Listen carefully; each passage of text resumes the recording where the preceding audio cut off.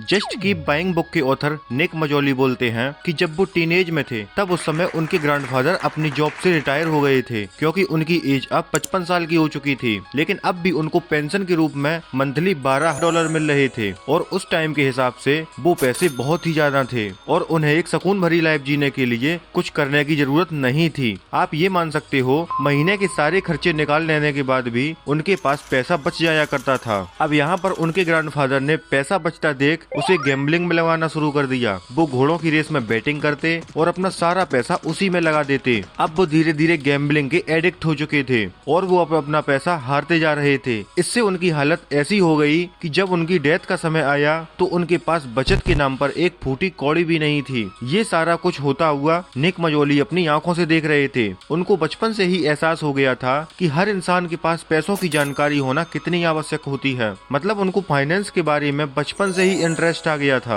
और इसलिए स्कूल के टाइम में उन्होंने कई सारी फाइनेंशियल बुक्स पढ़ी, इंटरनेट पर हजारों आर्टिकल्स रीड किए और बाकी की जो कमी रह गई थी वो उन्होंने यूट्यूब से पूरी कर ली। पढ़ाई पूरी करने के बाद 2017 में वो कंसल्टिंग के जॉब पर लग गए, पर यहाँ भी उनका मन तो पर्सनल फाइनेंस और इन्वेस्टिंग पर लगता था। इसलिए उन्होंने एक ट्विटर अकाउंट बनाया और फाइनेंस से रिलेटेड ब्लॉग्स लिखने शुरू कर दिए। उन्होंने अब तक जितनी नॉलेज गेन की, जितना भी एक्सपीरियंस लिया, वो सब स्टेप बाय स्टेप बताते चले गए। उनके द्वारा लिखे हुए ब्लॉग्स लोगों को काफी अच्छे लगने लगे। अब इस काम को वो लगभग 1 साल से ऐसे ही करते रहे, लेकिन इसके बाद जो हुआ वो काफी ज्यादा अनएक्सपेक्टेड था। ट्विटर पर बड़े बड़े फाइनेंशियल एक्सपर्ट थे, वो भी निक से मिलना चाहते थे और इस तरह से वो फाइनेंशियल एक्सपर्ट और वेल्थ मैनेजमेंट के एक्सपर्ट बन चुके थे, जिससे उनका कॉन्फिडेंस एक अलग ही लेवल पर पहुंच गया था। इसके बाद अप्रैल 2018 में न्यूयॉर्क सिटी शिफ्ट किया, फिर वापस मुड़ के कभी नहीं देखा। उनकी unique financial advice the wall street journal,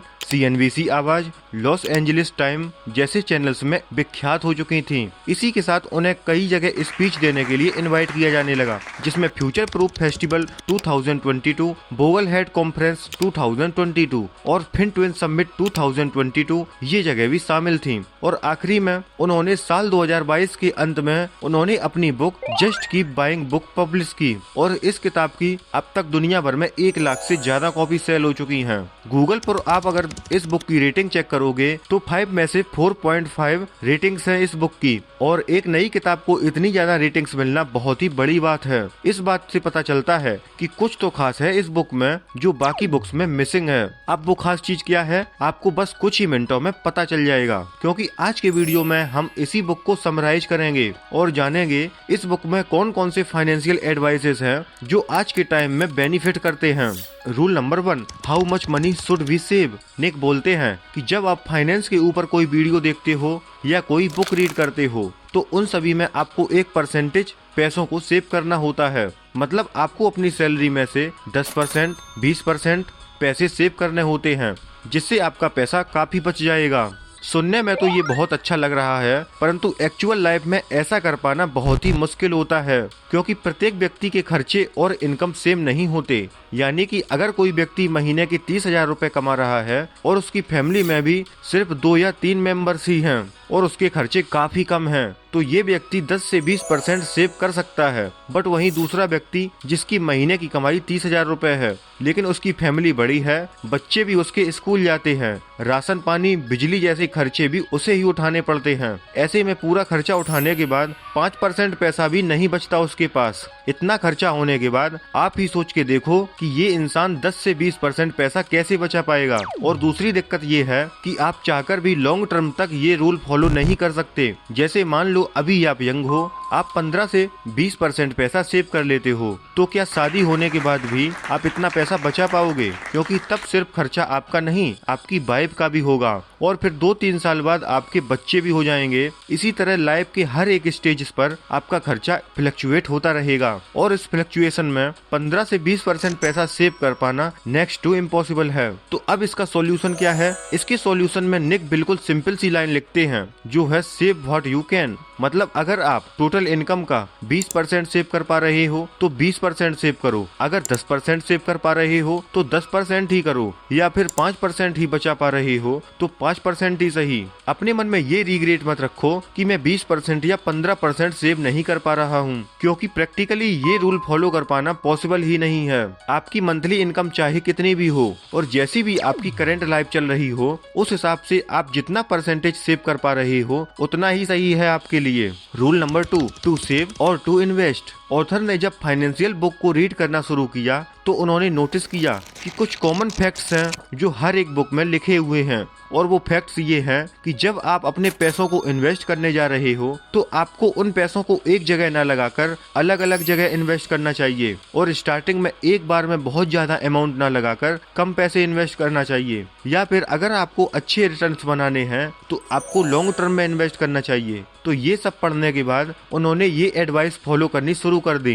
क्योंकि बुक्स में ये एडवाइसेस देने वाले कोई और नहीं बल्कि अमेरिकन इन्वेस्टर वॉरेन बफेट थे। हालांकि इसमें गलत कुछ नहीं था, पर ये आइडिया निक के लिए काम नहीं करने वाला था, क्योंकि उनके पास इन्वेस्ट करने के लिए बहुत ही कम पैसे थे। उन्होंने अपनी इन्वेस्टमेंट स्टार्ट करने के लिए कई रिसर्च की और अब वो कंफ्यूज होने लगे कि अपना पैसा स्टॉक्स में इन्वेस्ट करें या बॉन्ड्स में, बैंक की एफडीज कराएं या फिर कमोडिटीज खरीदें।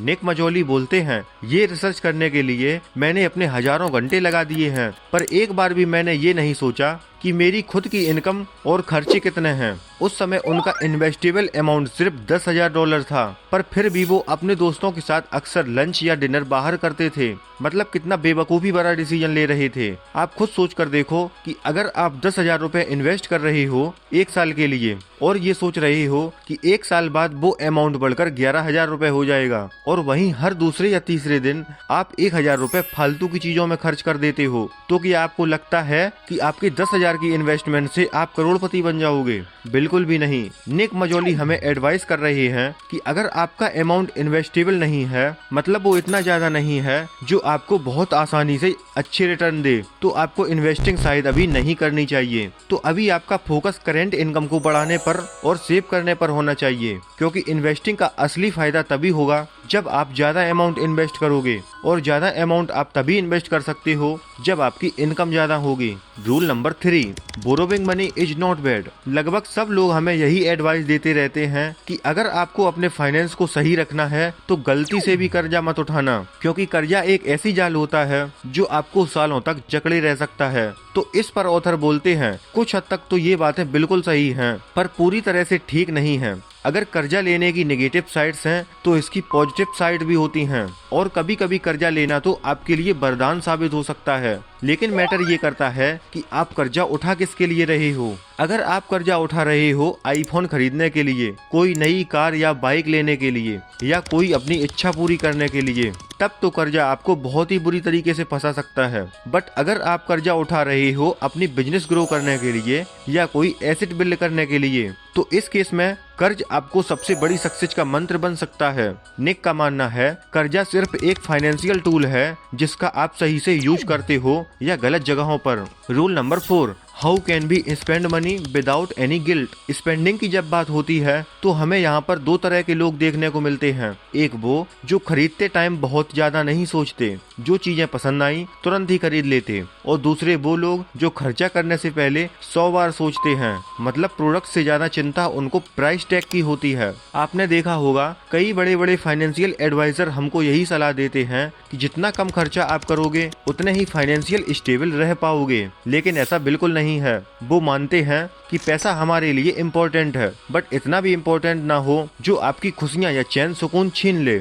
इसके लिए ऑथर हमको एक तरीका बताते हैं जिसका नाम है 2x रूल। ये रूल कहता है कि अगर आपको 1,000 रुपए की कोई चीज खरीदनी है तो उसको आप तब खरीदो जब आपके पास 2,000 रुपए हों, जिससे 1,000 रुपए की वो चीज खरीदो और बाकी 1,000 रुपए इन्वेस्ट कर दो। इससे आपका गिल्ट का जो ग्राफ है वो बैलेंस हो जाएगा। मतलब आपको थोड़ा बहुत दुख तो होगा कि हमारे पास 1,000 रुपए चले गए, बट सेम टाइम आपको खुशी भी होगी कि अभी और 1,000 रुपए हैं आपके पास। तो दोस्तों ये थी जस्ट कीप बाइंग बुक की एक शॉर्ट समरी। उम्मीद करता हूँ कि आने वाले टाइम में ये रूल्स आपको बहुत ही काम आएंगे। अब दोस्तों अब हम मिलते हैं नेक्स्ट वीडियो में, तब तक के लिए जय हिंद जय भारत।